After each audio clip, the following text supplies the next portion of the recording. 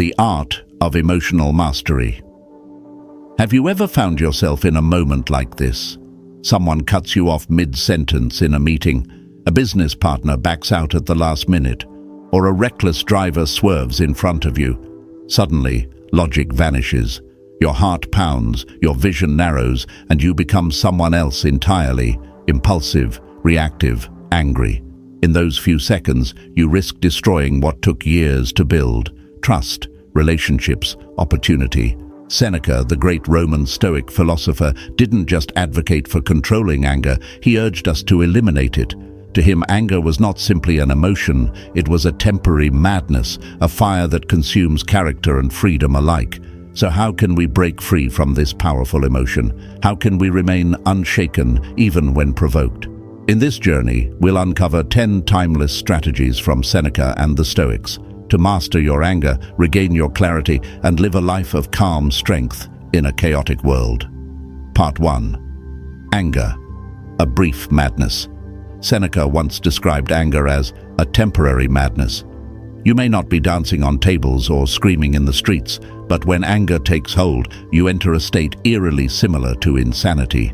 Your ability to reason dissolves. You stop weighing consequences. You stop seeking truth. You just want to lash out, to hurt, to destroy, sometimes anyone, sometimes yourself. But why is anger so dangerous? Because it awakens the primitive within us, our fight or flight instincts, shutting down the rational mind. It hijacks your judgment, convincing you that retaliation is power, that shouting is strength. But in reality, it erodes your dignity, sabotages relationships, and leads to decisions you'll regret deeply once the fog lifts. Anger distorts your long-term vision. In a single heated moment, you can damage your career, your family, even your reputation, things built over years, gone in seconds.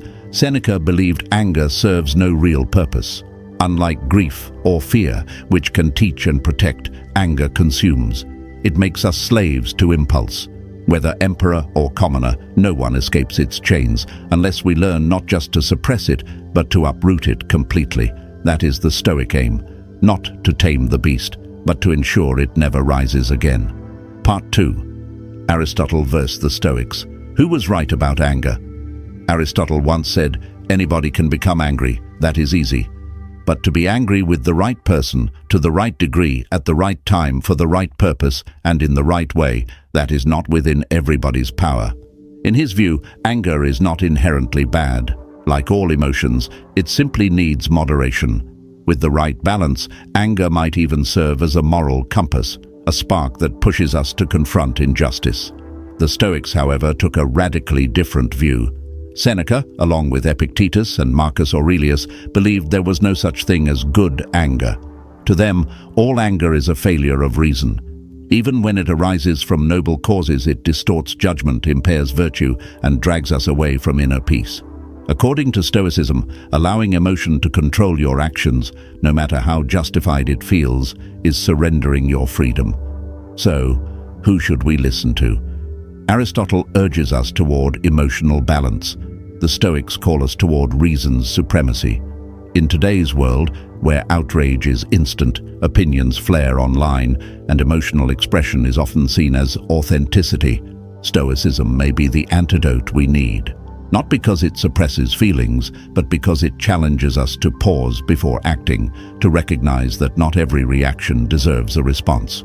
Feel your emotions, yes, but don't let them dictate your choices. Because as Seneca reminds us, the strongest person is not the one who shouts the loudest, but the one who can remain silent in the storm. Part 3. Identifying your anger triggers. Awareness is power. Anger doesn't strike out of nowhere. It's almost always triggered by events, by people, by expectations unmet. The Stoics understood this well. Seneca advised us to study ourselves with the same care a physician studies disease. To prevent an illness, we must know what causes it. The same applies to anger. So ask yourself, what sets you off?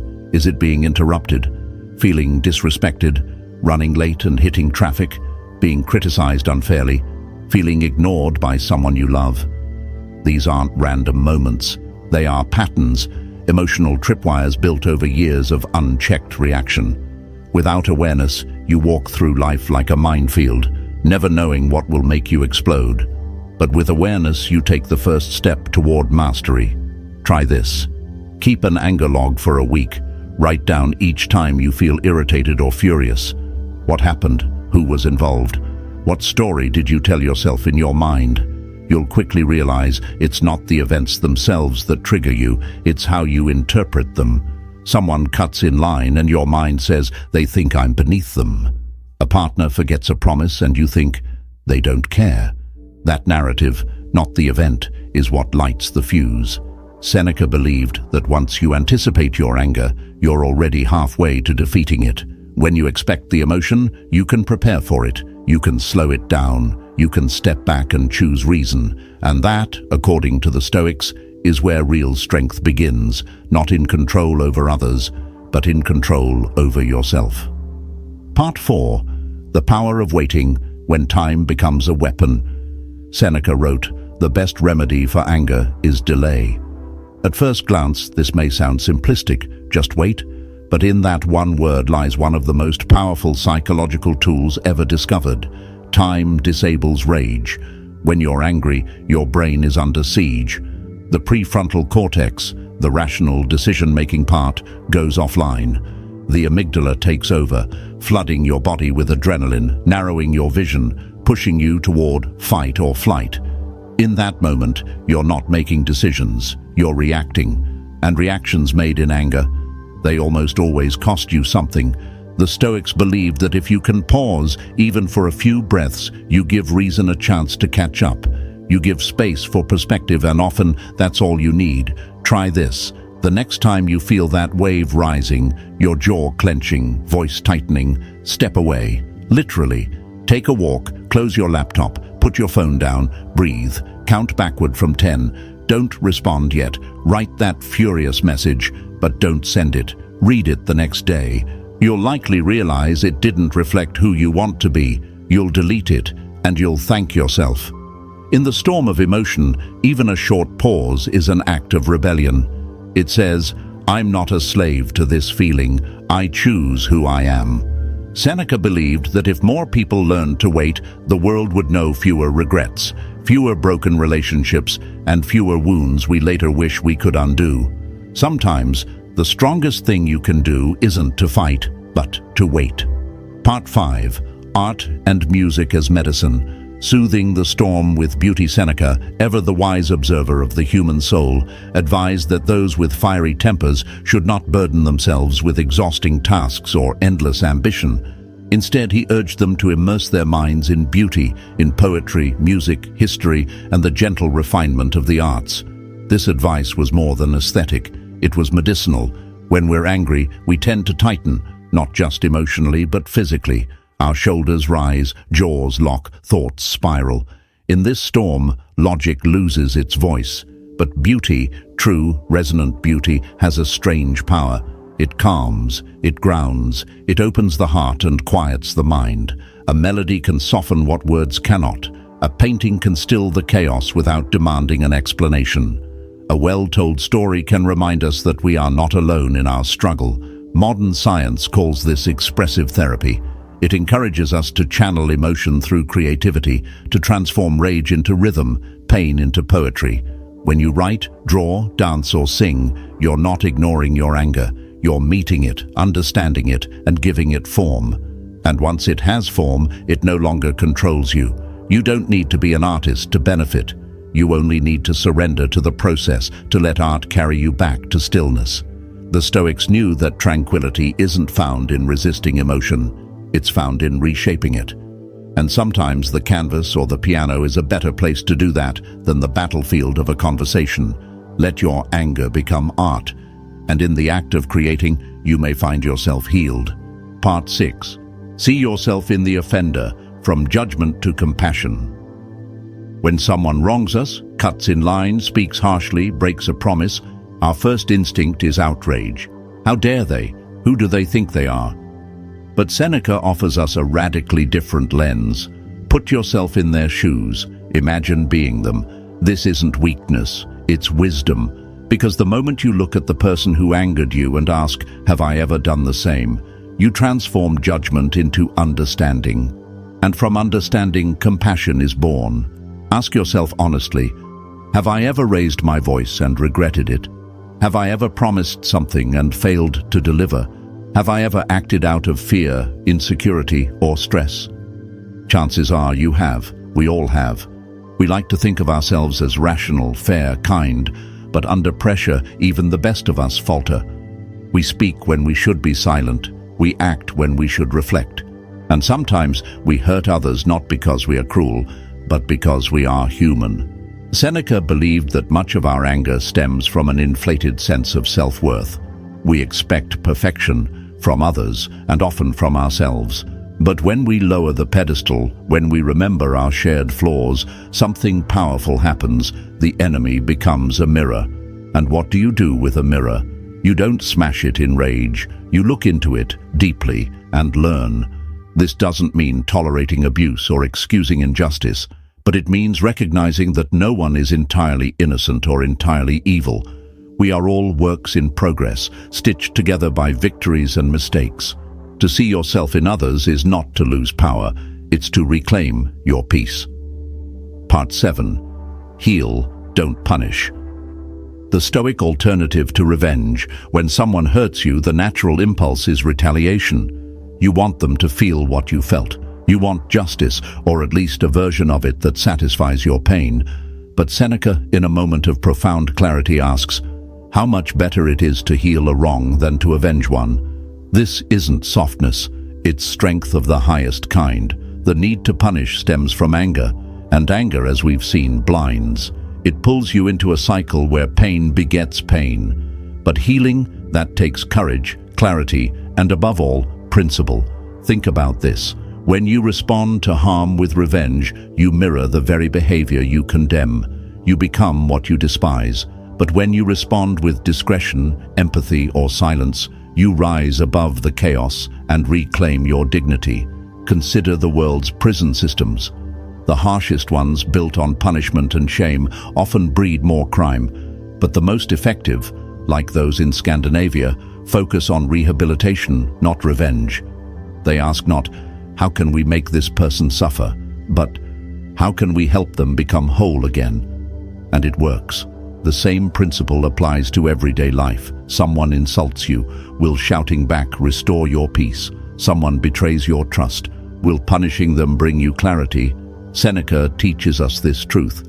You are not weak when you choose to heal. You are not naive when you walk away from vengeance.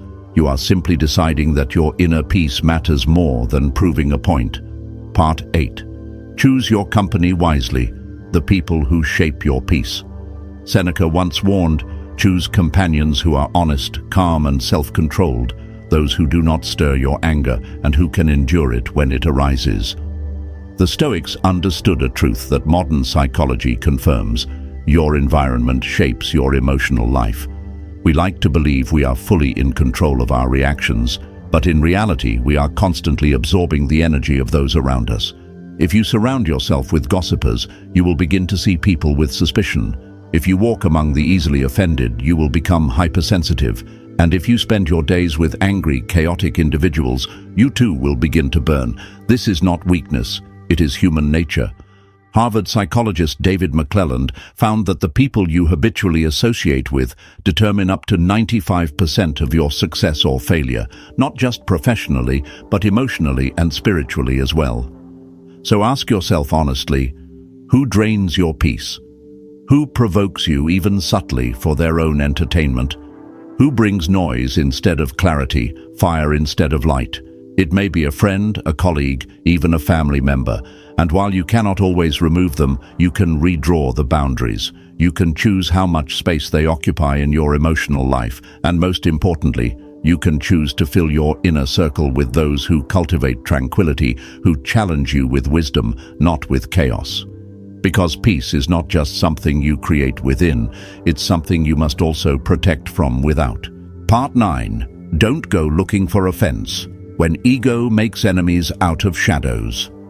Why do we get angry over the smallest things? Someone doesn't text back fast enough. A colleague gets more credit than you. A stranger gives you a strange look, and suddenly your day is ruined. Seneca observed this pattern long ago and offered a powerful insight. It is not that the world offends us, it is that we go out seeking reasons to be offended. At the root of this lies something uncomfortable but true: ego. We believe we deserve a certain level of respect, comfort, or control, and when reality falls short, even slightly, we interpret it as a personal attack. But here's the truth: you are not entitled to a perfect world. No one is. You will be overlooked, misunderstood, cut off in traffic, forgotten. Not because people are evil, but because they are human, just like you, flawed, distracted, struggling in ways you cannot see. The Stoics practiced what they called premeditatio malorum, a mental rehearsal of everything that could go wrong in a day. Not to live in fear, but to build resilience and gratitude. Expect delays, expect challenges, expect imperfections. And when things go smoothly, you'll feel grateful. When they don't, you'll feel prepared. The modern world teaches us to react to every slight. Stoicism teaches us to master the self, so we're not puppets of mood and pride. Remember, the more you go looking for offense, the more you'll find it, even where it doesn't exist. But the one who seeks peace, they find it in everything. Part 10. Use self-deprecating humor, disarming anger with laughter. When insulted, most people respond with fire, sarcasm, mockery, or passive aggression. But Seneca suggests something far more radical and far more powerful: laughter, not at others, at yourself. He admired Cato the Younger, a man of unwavering principles who once endured a humiliating insult with a wit so calm and sharp it disarmed the attacker completely. During a public trial, a political opponent, Lentulus, spat in Cato's face. The crowd gasped, expecting an eruption, but Cato calmly wiped his face and said, "I will swear to anyone, Lentulus, that people are wrong when they say you cannot use your mouth." No retaliation, no fury, just graceful defiance wrapped in humor. This is the art of self-deprecating humor. When someone tries to wound your pride and you beat them to it with laughter, you strip them of power. Their insult cannot land if you've already embraced it. And more than that, it trains your ego to loosen its grip. You stop taking yourself so seriously. You stop making every slight a catastrophe. Try this. The next time someone mocks you, agree with a smile. Make the joke even bigger. Watch their confusion turn to respect or retreat. This doesn't mean tolerating cruelty. It means choosing your response with intention, not instinct. As the Stoics knew, true strength lies not in crushing your enemies, but in rendering them irrelevant. And what better way to do that than with the courage to laugh, especially at yourself? Conclusion. Anger isn't destiny, it's a habit, and every habit can be broken with reason, discipline, and compassion. Stoic philosophy doesn't ask you to become emotionless or saintly. It simply calls you to live with intention, to respond as the person you aspire to be, not as someone the world provokes you to be. If this video spoke to you, try just one of these 10 principles today. Even a 10-second pause before reacting can begin a lifetime of inner mastery. And if you believe the world could use more calm, reason, and resilience, like, comment, and share this message. Subscribe to join us in building a life grounded in ancient wisdom for the modern soul.